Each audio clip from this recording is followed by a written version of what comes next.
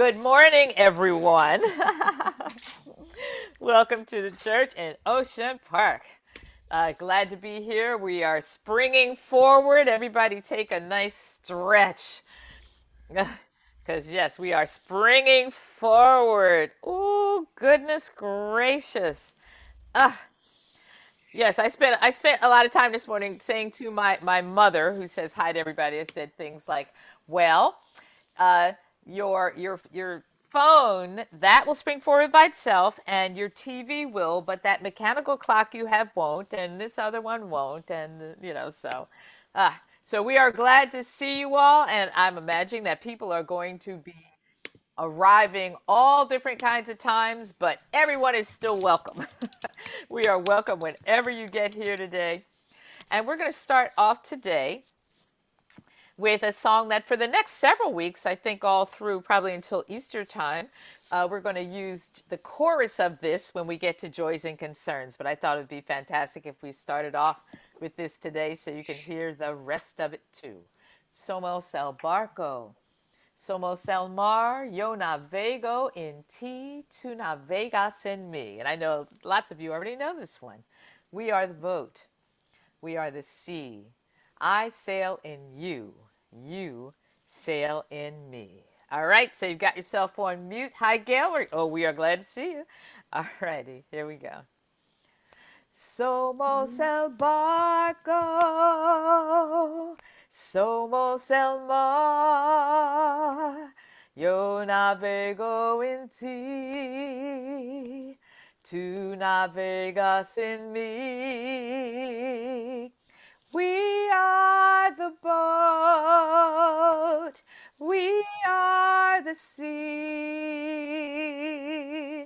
I sail in you, you sail in me. Oh, sing it together now. Somos el barco, somos el mar. Yo navego en ti, tú navegas en mí. We are the boat, we are the sea. I sail in you, and you sail in me. The stream sings it to the river, and the river sings it to the sea. The sea sings it to the boat that carries you and me. Somos el barco, somos el mar, yo navego en ti, tú navegas en mí. We are the boat, we are the sea. I sail in you, and you sail in me. The boat that we are sailing in was built by many hands, and the sea we are sailing on, it touches many lands. Somos el barco, somos el mar, yo navego en ti, tú navegas en mí. We are the boat, we are the sea. I sail in you, and you sail in me. So with our hopes we set the sails, and we face the winds once more. And with our hearts we chart the waters never sailed before.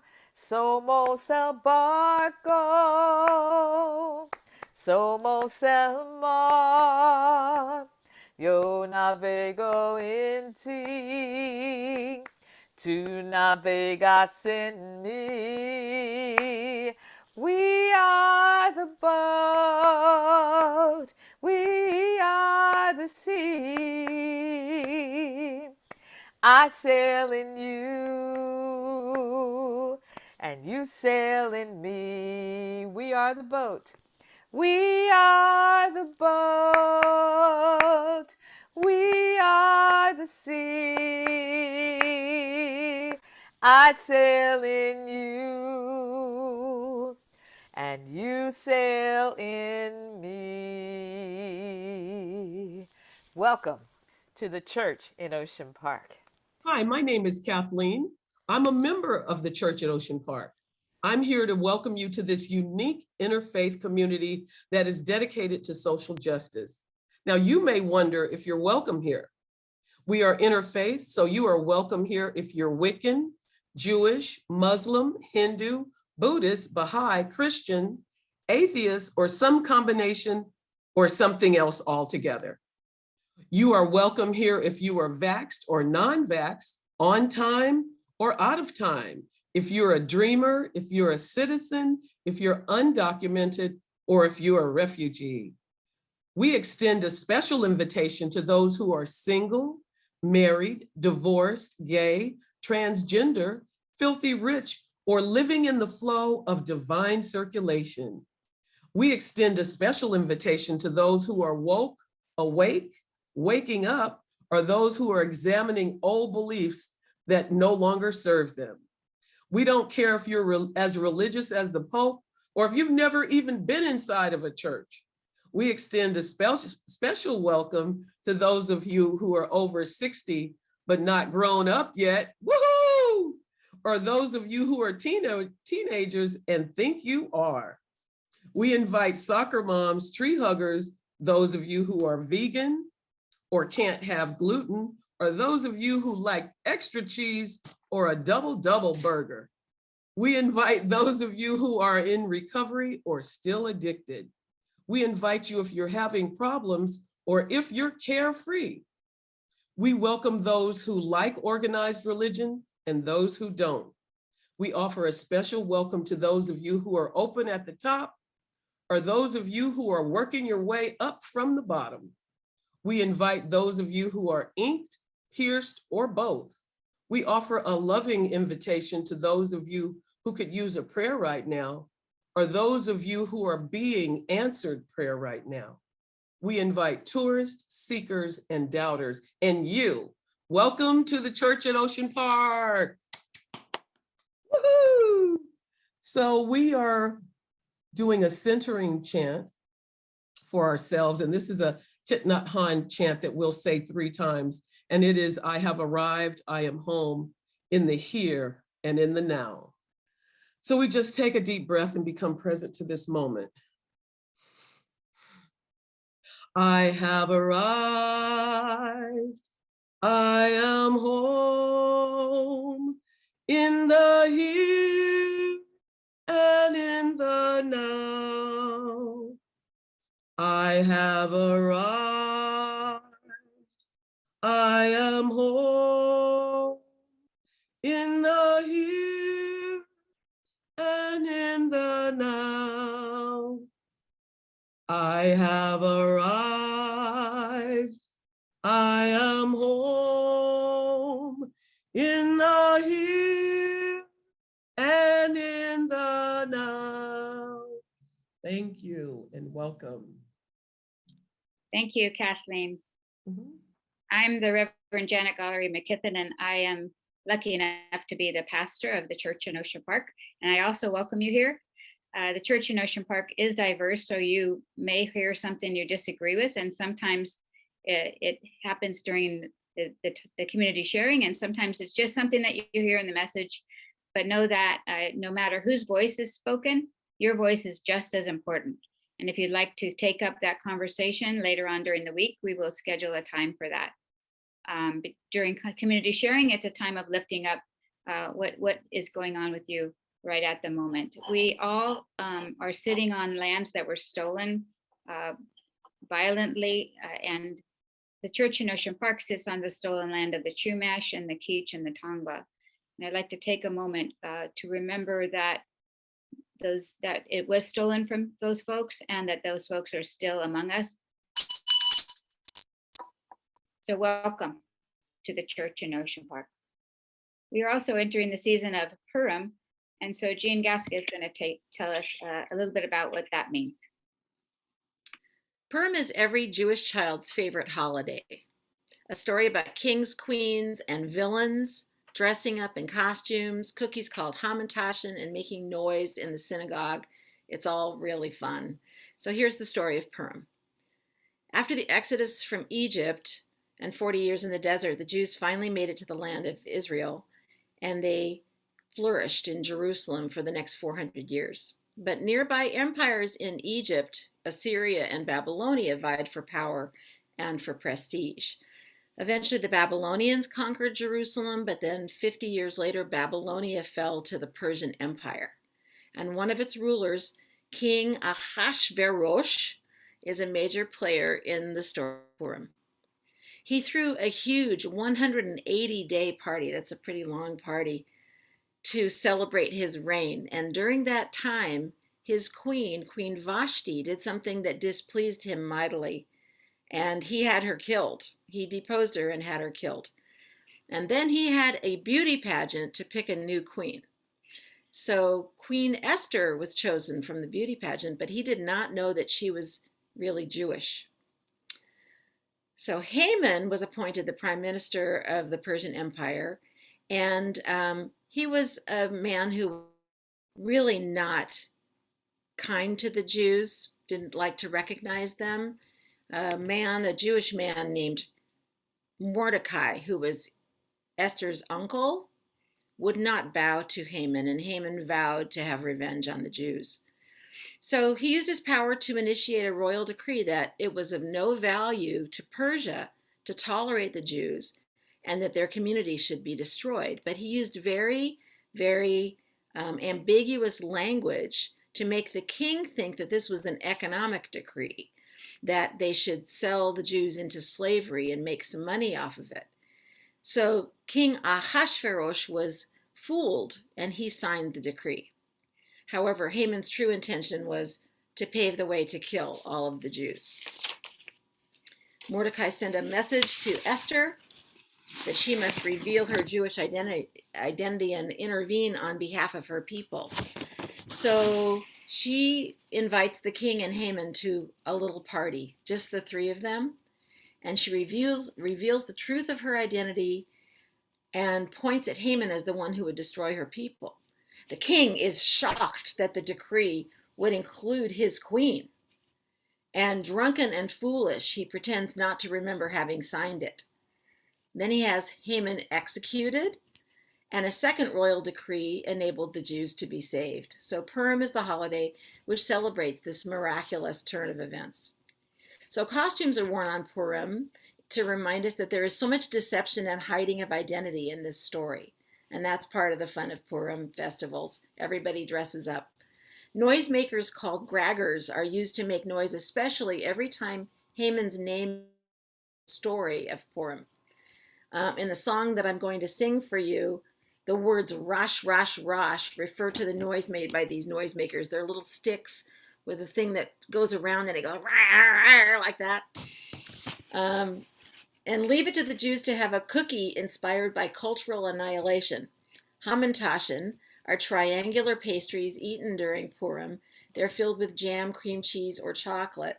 The most common interpretation of the shape is that they resemble the three-cornered hat of Haman, the villain of the story. So this is called Purim Day, Chag Purim. I'm not going to sing it in Hebrew. And during the end of this song, Rosh, Rosh, Rosh means the noisemaker's noise. And if you want to say Rosh, Rosh, Rosh or make noise, you're free to. Purim Day, that's the day Haman's villain evil plot did stray. Esther and Mordecai won the victory. Cheer for their victory, Rosh, Rosh, Rosh. Clap for their victory, Rosh, Rosh, Rosh. to the victory, rush, rush, rush, glorious Purim Day. Purim Day, that's the day Haman's evil plot did stray. Esther and Mordecai won the victory. Here we go with rush, rush, rush. Cheer for the victory, rush, rush, rush. Clap for the victory, rush, rush, rush. Dance to the victory, rush, rush, rush. Glorious Purim Day. Happy Purim. Wonderful. Some of you remember Purim at the church in Ocean Park where we handed out those noisemakers, and we had plastic thumbs up and thumbs down. And so all during the service, if you liked something, you would put plastic thumb up or the plastic thumb down. And can't wait till we can be back in person and party again on Purim. I get the pleasure of introducing our friend back, who was here with us before, Reverend Koi Umezu, pronouns she and her, was born in Los Angeles and raised in the San Francisco East Bay area. Currently, she resides in Torrance, California with her spouse, Marie Miyashiro. Reverend Koi attended UC Davis and graduated with a double major, a BA in communications and a BA in studio art. After college, she moved back to LA to pursue a career in storyboarding in the film and television industry. She has been freelancing as a storyboard artist since then. In 2019, she received her ordination in the Pure Land Buddhist tradition at the head temple in Kyoto, Japan. In 2020, she was assigned as assistant minister to West LA Buddhist Temple. She's currently pursuing a Master of Arts in Buddhist Studies at the Institute of Buddhist Studies. And in her spare time, Reverend Koi enjoys reading comic books, drawing, watching reruns of Law and Order and The Golden Girls. Welcome, Reverend Koi Umezu. Thank you so much, everybody. Good morning. Thank you so much for having me. In our tradition, we generally open our talks by reading a passage from written by our founder. So I would like to invite you, if you wish, to put your hands together or just bow your head as I read these words. The liberating wheel of light is without bound. It is taught that all those illuminated by the light are freed from being and non-being. So take refuge in the wisdom of non-discrimination. Namandats.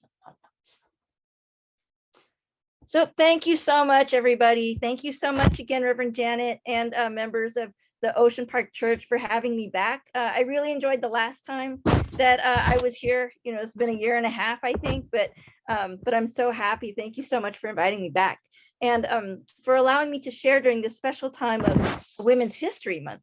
So I would like to share with you today, in light of women's history, 3 very important women in the history of the Buddhist tradition that I follow. In Japanese, it's called Jodo Shinshu, or School of Pure Land Buddhism. And so these 3 women's names are Eshini, Kakushinni, and Lady Takeko Kujo. If you don't remember their names, that's okay. Due to their contributions to our tradition's lineage, we consider these 3 women as mothers of our tradition. So our school was founded in the 13th century by a man that we call Venerable Shindan. And Eshini was married to Venerable Shindan, and Kakushini was born as their youngest daughter. Lady Takeko Kujo is their descendant many generations removed. Lady Takeko Kujo was actually born in Japan in 1887.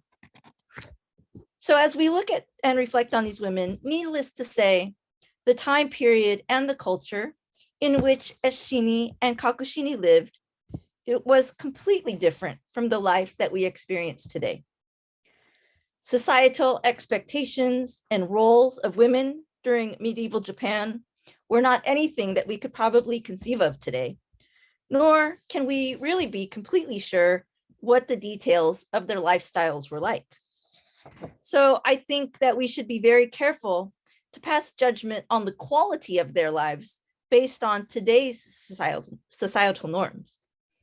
But that being said, what we have been taught is that in the context of Buddhism and Buddhist history, the spiritual liberation for women during that time was not guaranteed. Women during that time were considered more defiled than men in Buddhism.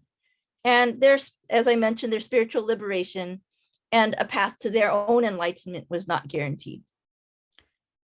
However, Venerable Shinran's understanding of Buddhism taught that a Buddha named Namo Amitabha Buddha vowed to universally bring all beings to enlightenment, leaving no one out. Venerable Shinran, his teacher, and cohorts were actually exiled from the capital city to a faraway rural area for trying to spread this teaching. Kakushini was Venerable Shinran's caretaker in his final days and was with him when he passed away from this world. Due to the circumstances of their lives at the time, Kakushini and Venerable Shinran, right, they were the husband and wife, they lived apart. And so Eshini was living with her father. And after his death, Eshini wrote letters to her daughter, relaying stories of her father and the specialness of the teaching that he was sharing. Despite his wishes to have his ashes scattered in the river to feed the fish, his daughter Kakushini understood the importance of his teaching. And so she decided to establish a modest gravestone for him so that his followers could pay their respects and remember him and the teaching that he shared. This act established the foundation for a temple to be built at his memorial site, which led to the tradition that we are now receiving today. As I mentioned, Lady Takeko Kujo lived much later at the turn of the 19th and 20th century. And when she lived, although this teaching of spiritual liberation and awakening through the tradition of Venerable Shinran's Pure Land Buddhism may have been accepted, of course, we know women were still working to gain equality in modern society. Although Lady Takeko Kujo was born into aristocracy, she truly wished to see all people, no matter their class, be treated fairly, with dignity, and with respect. So, for example, we are taught that she used her privileged position in society to open a women's university. She did grassroots works with the homeless and the underprivileged. And she set up a program during the Russo-Japan War to help take care of families who lost their loved ones to war. After the Great Tokyo earthquake of 1923, she was also instrumental in establishing a hospital in the area to help all people. She established a National United Buddhist Women's Association, which immigrated to the West with this teaching. So this Buddhist Women's Association exists here in America with us today. So in addition to these societal works, Lady Kujo was also considered an accomplished poet, sharing her appreciation of the wisdom and compassion of Buddhism in her written art. So when we gather today in honor of remembering people that we consider special, I think that it's common for everyone who's gathering to want to recollect what a person's life was like, what happened in their lives, and the special contributions that made them, that led us to honor them today, right? And I don't think it would be an exaggeration for me to say that these three women were able to live confidently through their struggles, whether related to gender or not, due to the teaching of the Pure Land Way, which they encountered in their lives. So during this time of reflecting on the contributions of these women, I think it is equally important to reflect on the teaching by which they were guided. Again, while remembering them, we may want to focus on their so-called concrete contributions that we can actually look at history books and see. But I think it is very important for us to reflect on what gave them strength in their lives. So the passage that I shared earlier was a poem written by Venerable Shinran. And in this poem, Venerable Shinran is clarifying that the wisdom of the Buddha is wisdom that transcends our human understanding, and that is constantly working to reach out to everyone without exception. Venerable Shinran teaches that it is also a wisdom that frees those that it touches from their attachment to the discriminating views of good and bad, rich and poor, young and old, etc. Essentially, this is what the great Buddhist teachers in our lineage call being and non-being. So it is the thought of saying something is like this or it isn't like this. It is like that or it isn't like that. So this wisdom is constantly encouraging us to be less attached to our discriminating views. Now, I would like to first clarify that in our society today, I think that we take the word discriminate to mean differentiating and judging other people or groups of people and treating them as less than equal, right? We tend to use that word discriminating like that. But I would like to just say for the context, in the context of Buddhism and in the context of my talk, to have a discriminating mind means to view everything as I like or I dislike, or to view something as this is or this is not. So based on the definition that we may use in everyday society, I think, of course, all of us here were saying, well, no, I don't want to discriminate. I don't discriminate. But as I move forward, please, based on this Buddhist definition, I think that each of us is constantly discriminating. And please try to keep in mind the Buddhist context of this word that I used today. Thank you. So part of Shakyamuni Buddha's basic awakening was that all beings have been conditioned to think in this discriminating way from a beginningless beginning. So beginningless beginning means that there is no one specific point in history that we can say we started thinking like this, but it's just been that way for as long as, right, we can remember in human history. In other words, our way of thinking like this is a really, really, really bad habit that we have inherited. So does anyone here have a bad habit that you have tried to quit, but you just can't no matter how hard you try, right? So bad habits are things that we might know that we need to overcome, but we're just so used to them and so attached to them in our lives that it's really difficult to do. So Shakyamuni Buddha is teaching us that this bad habit of creating distinctions and judgments is not only within each of us as individuals, but within all of us as a collective humanity. Because of this, we are constantly creating differentiations amongst everything we encounter, all things, all people, and even our experiences. So another layer of this bad habit is that the distinctions and judgments that each of us has as individuals or communities, etc., they all differ based on our personal conditions and experience. So based on our personal histories, the things that we like and we dislike are going to differ. So I would like to ask all of you right now, what do you think the best flavor of ice cream is? You don't have to necessarily answer out loud, but just think about it in your mind. What's the best flavor of ice cream, right? So I would like to share that I think the best flavor of ice cream is mint chocolate chip. So there might be some of you that agree with me and say, yeah, team mint chocolate chip. But then there might be some of you thinking like, what? No way, that is not the best flavor. This is the best flavor, right? Some of you might be thinking, I don't have a favorite flavor. I love them all. And some of you might be thinking, I don't even like ice cream, so I don't care about any flavor, right? So if we were all to say our answers out loud, we may try to convince each other why my favorite ice cream is the best, right? And even if we don't say anything out loud, we might be judging somebody else in the room in our minds. What? How can that be your favorite flavor? How can you not like ice cream, right? Something like this we might be thinking. So essentially what each of us is thinking is, I am right and you are wrong.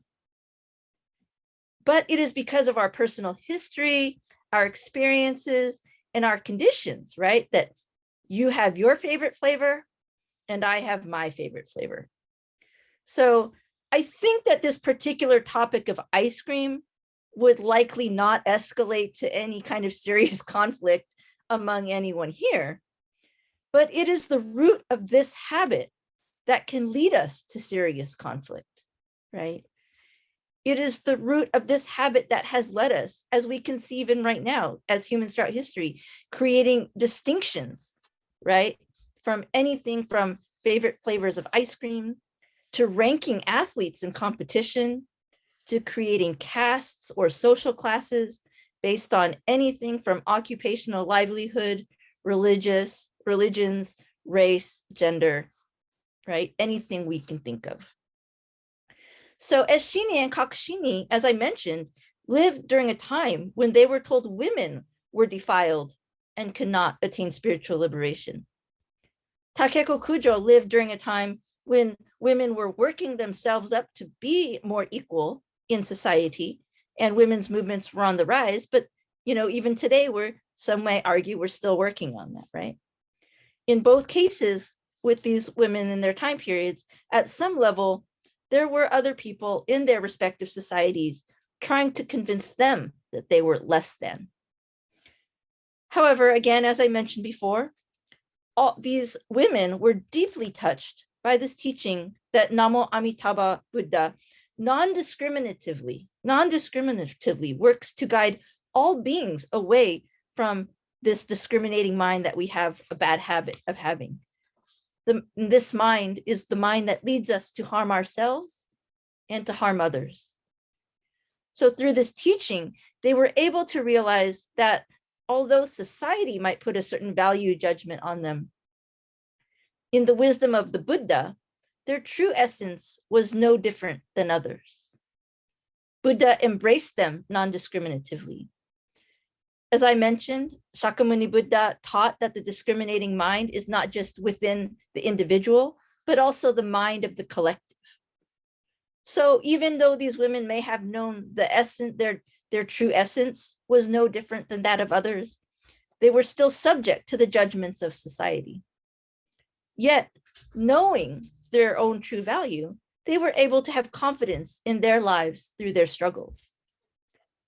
Venerable Shinan also wrote, mindful solely of the profundity of the Buddha's benevolence, I pay no heed to the derision of others.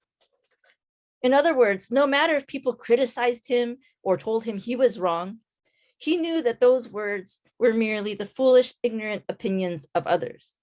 And all that mattered was the Buddha's true and real wisdom and compassion, which accepted him as he was. He didn't wish hatred on the people who exiled him or that were against him.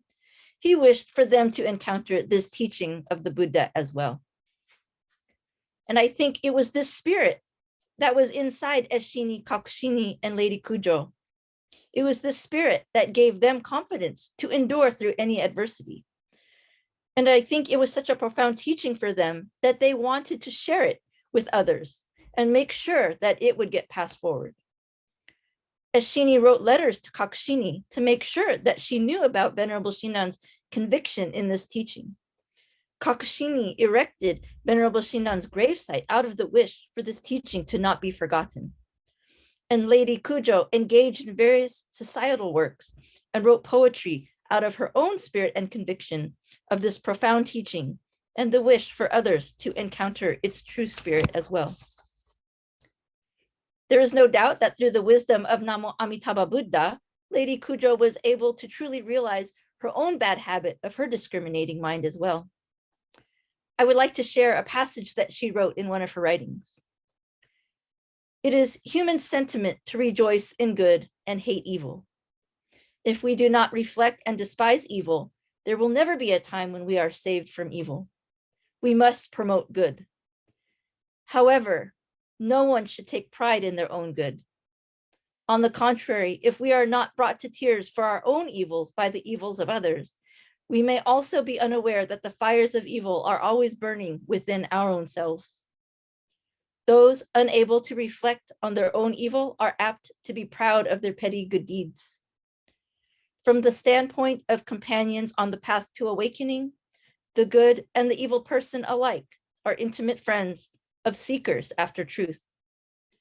Rather than just affirming good itself, by also acknowledging evil, we cannot fail to deeply reflect within ourselves.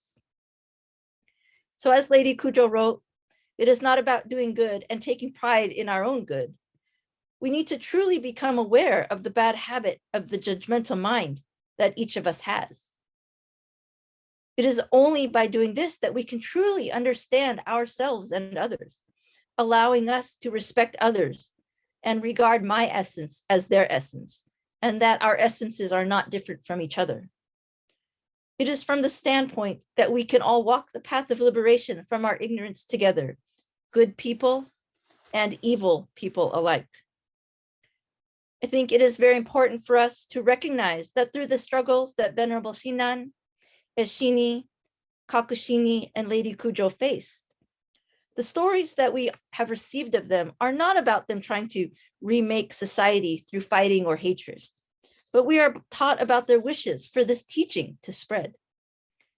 It was all of their wishes for everyone, without exception, to truly encounter the wisdom of non-discrimination.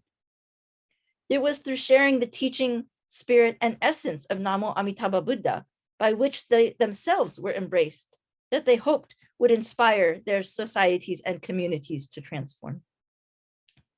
So in conclusion, as we gather today, I hope that we can each take the time to listen to the essence of the teaching which gave these women strength.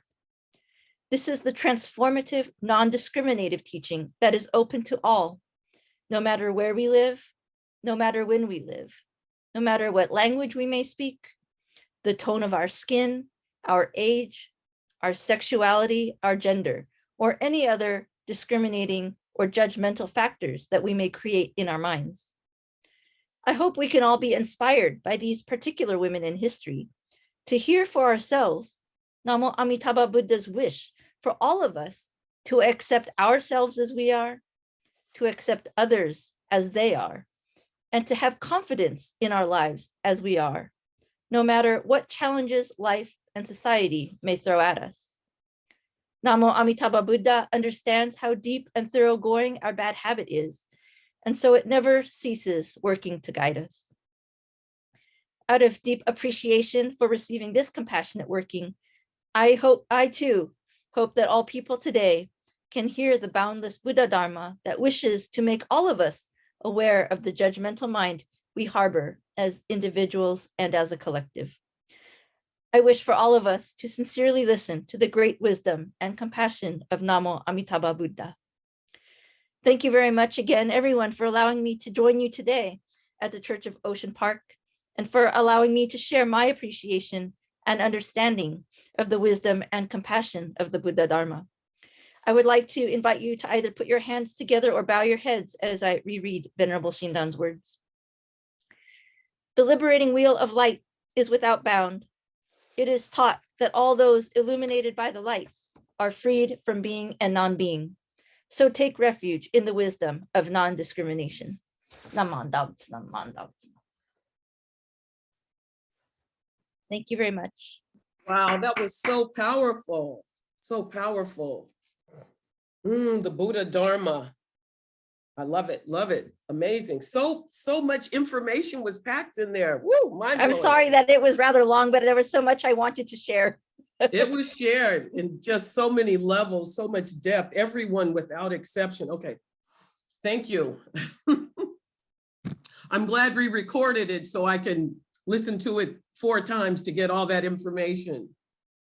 Oh, thank you, thank you, thank you. So I have a song that I'm going to sing for you. It's called Holy Ground, and it's by Jennifer Russell.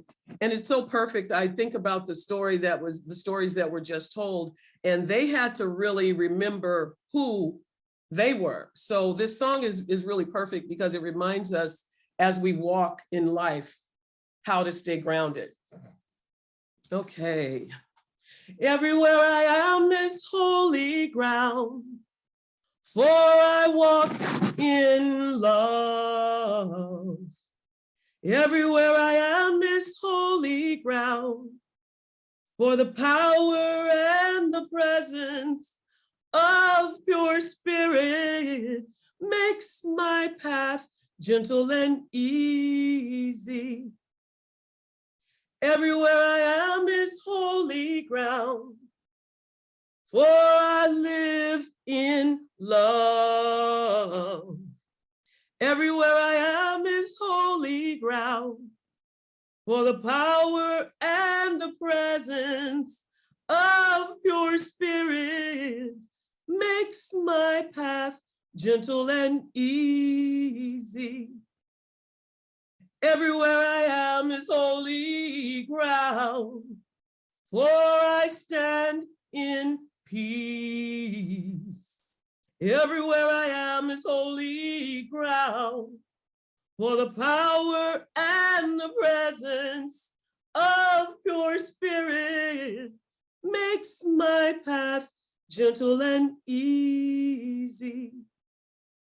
Everywhere I am is holy ground, for I dance in joy, and it's so much joy. Everywhere I am is holy ground, for the power and the presence of pure spirit makes my path gentle and easy. Gentle and easy.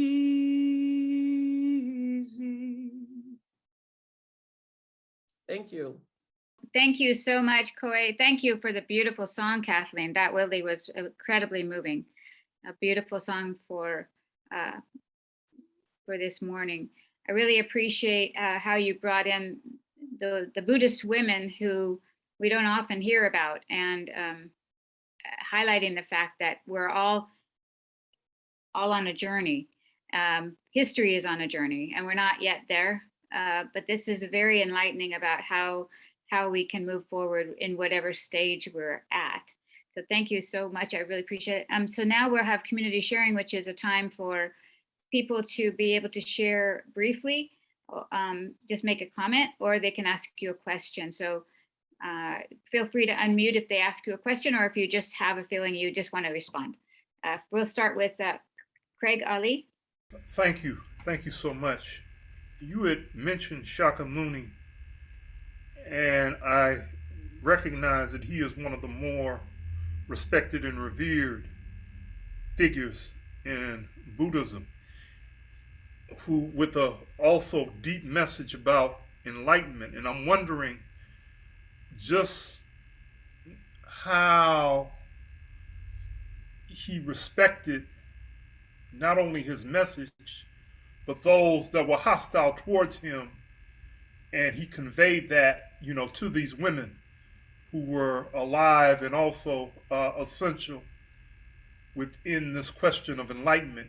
And I say that because the times we are in now, I think, mirror much of that same hostility that has passed throughout the ages. And it is with that wisdom that he is still here. So there's a deep survival instance in that. And I'm wondering specifically what was key and elemental in that.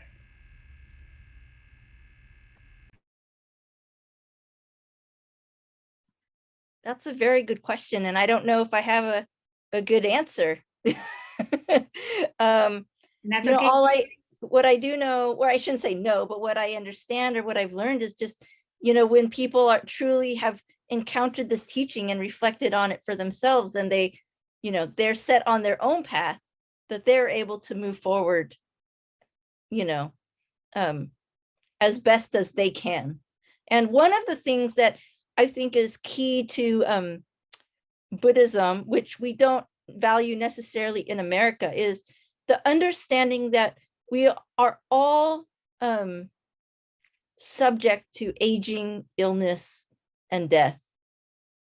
And so knowing that we understand that our time here is limited. And so it becomes a question of, how do I want to spend my life? And each of us, has to make that decision for ourselves, right?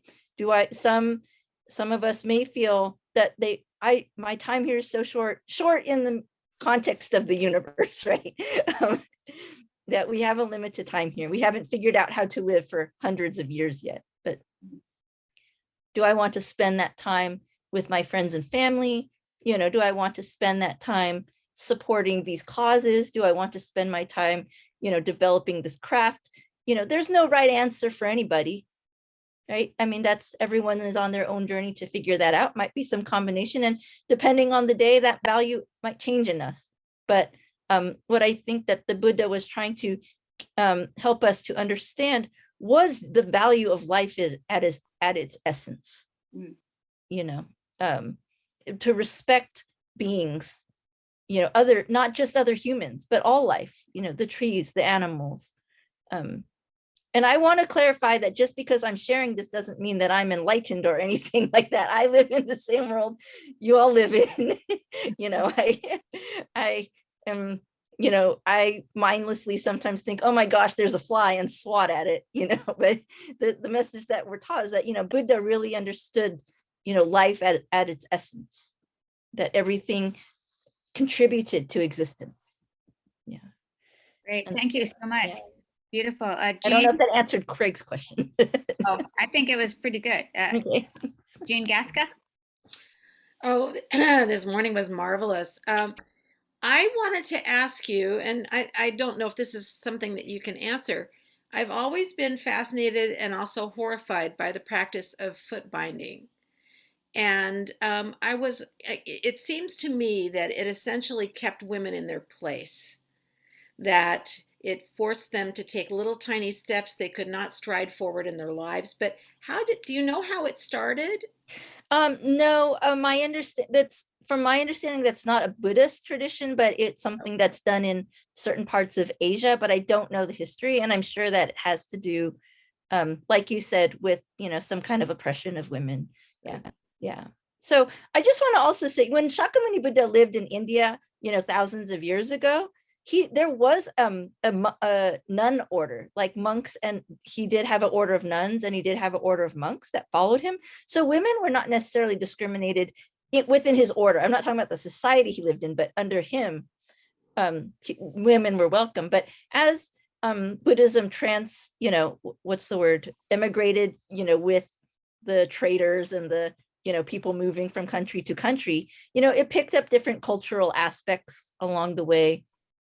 And so, over the thousands of years, it picked up the idea that, oh, this is only for men, and so again, in 13th century Japan, and I'm not going to claim that Venerable Shingon was the only one that came to that conclusion, that that's wrong, but that's the tradition that I received. Yeah. Thank you. Yeah, thank you. Thank you so much. Claudia? Thank you so much for your deep analysis. And I hope I can generate my question anchored to what you said. What I'd like you to comment on or elucidate loosely or from a beginning is, we've been using the word love a lot. And a lot here in social justice movements. And I think kind of to maybe describe an impulse. But what I have also seen is that it is a blanket to put in almost an authority to discriminate if you base what you're doing on love. And I'm wondering, I don't hear the word love used necessarily in your exposition. I bet it's in there somewhere, but under a different concept. But I'm wondering if you could expand on that. Thank you. Yes, thank you for your question. So in Buddhism, love is actually seen as a kind of a negative thing from the perspective of, when we love something, we hold on to it, right? We love our family, we love our friends, we love, things in our lives. But then when those things disappear, then we become angry, we become sad, right? Then the opposite happens. So Buddhism is trying to help us not go to this deep, dark place of sadness and anger, which can lead to harm, right? So we don't say that it's wrong to love, but we have to understand that love, at least the way that we I understand love in this more traditional sense, right? Is that love can what lead to hate. So in Buddhism, what we express is compassion or empathy. So compassion is the sense of wanting to help someone when you see them suffering. Wanting, and compassion is being able to have understanding for the other person. So we don't have to love somebody to show them compassion. Meaning they don't have to be somebody in our circle of conventional, I'm speaking conventional love. I'm not speaking universal love, right? The concept of universal love is in Buddhism, but the reason that I personally stay away from the word is because I think there can be too much misunderstanding about that. So I lean towards the word universal compassion or empathy or understanding, because that I think is easier. Not saying easy, I'm saying easier to, especially those that we disagree with, right? We're encountering so many people in the world right now that we disagree with, that I'm going to be honest, I cannot say that I love those people, but I can practice having a mind to try to understand where they're coming from. I can practice seeing them as people who are equally experiencing suffering or unhappiness in their lives, right? So from that perspective, I personally stay away from the word love, but not to say that we shouldn't universally try to accept everybody. Yeah. So I know it's a fine line, and I thank you for that question. Yeah. Well, that was a great explanation. I've never heard it that way before. That's amazing. Thank you so much. Dr. Kim? Yes, I was just, thinking about, that idea of love also, and not knowing the various ways that it's expressed in the Buddhist tradition, but I put some of the ways that it is expressed in Greek and Christian scriptures, and it eventually does get to that universal love and the unconditional familial love, and and so you'll see those, and I just put those in the chat. But it is I really appreciate thinking about it deeply the way you just explained it.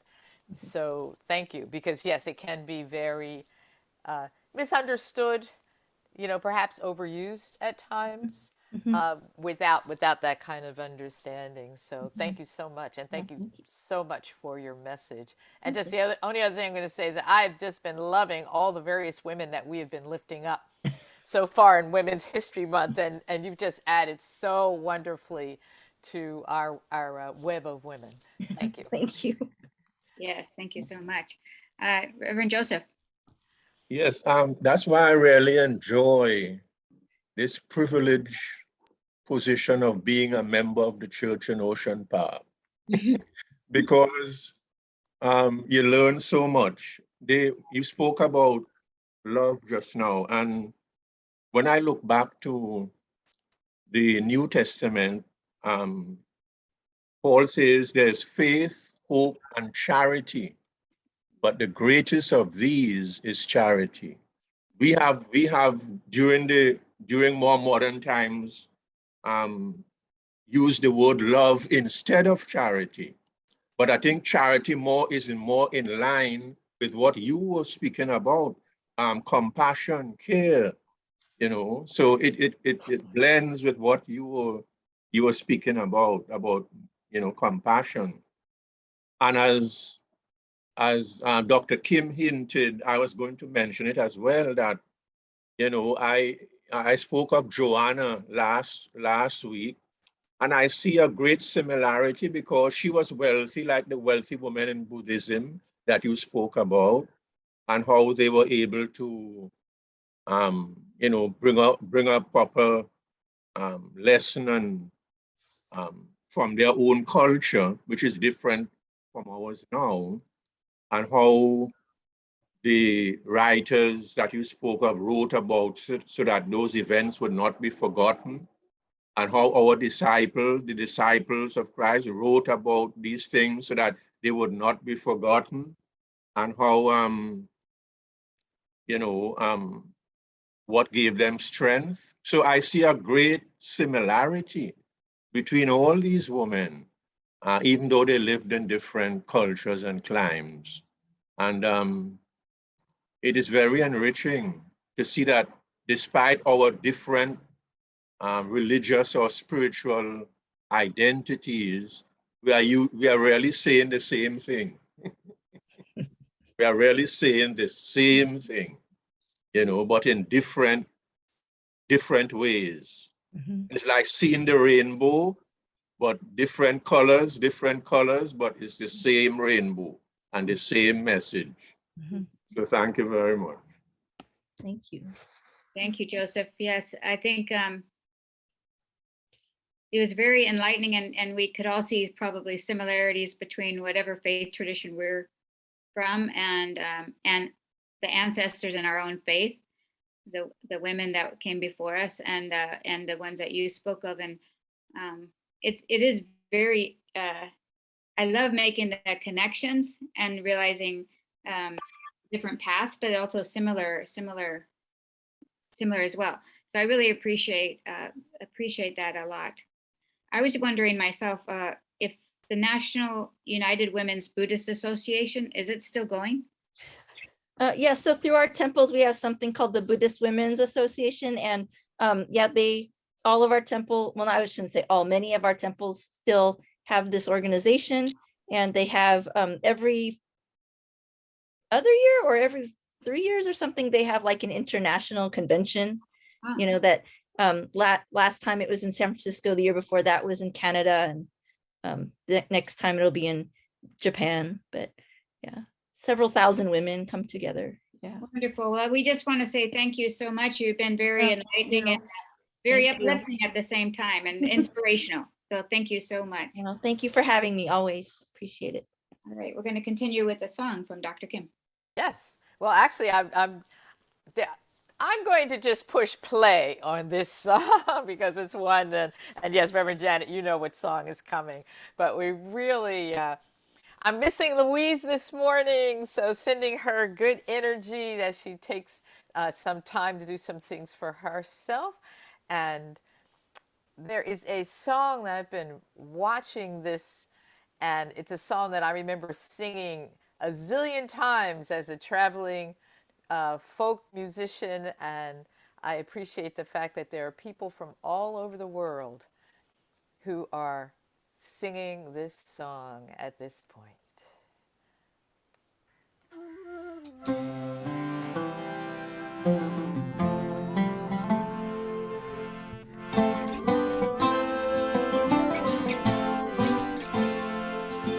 Now I've been happy lately, thinking about the good things to come, and I believe it could be something good has begun. Oh, I've been smiling lately, dreaming about the world as one, and I believe it could be someday it's gonna come. 'Cause I'm on the edge of darkness, there rides the peace train.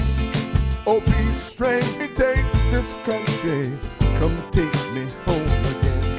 Now I've been smiling lately, thinking about the good things to come, and I believe it could be something good has begun.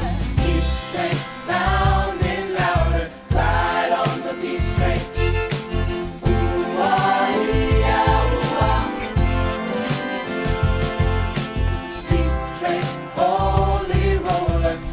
Jump upon the peace train.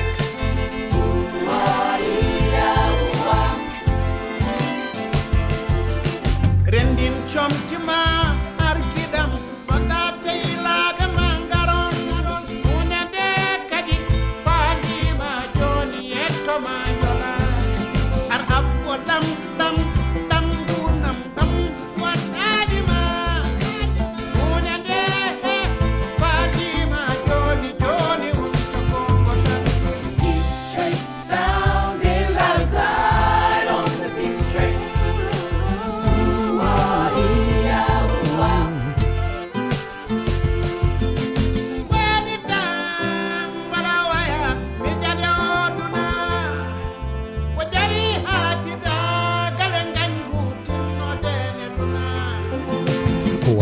been crying lately, thinking about the world as it is.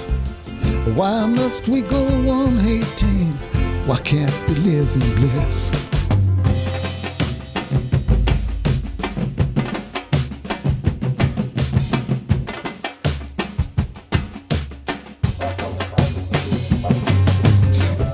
Train sounding loud, glide on the peace train.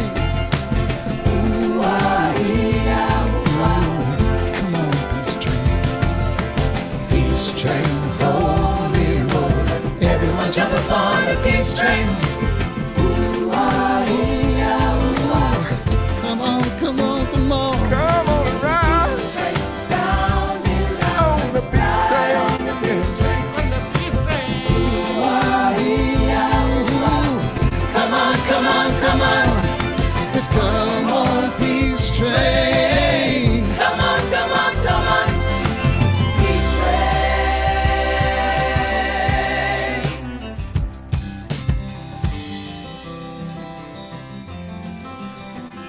Come on, join me. I'm jumping on the peace train. Come on, peace train.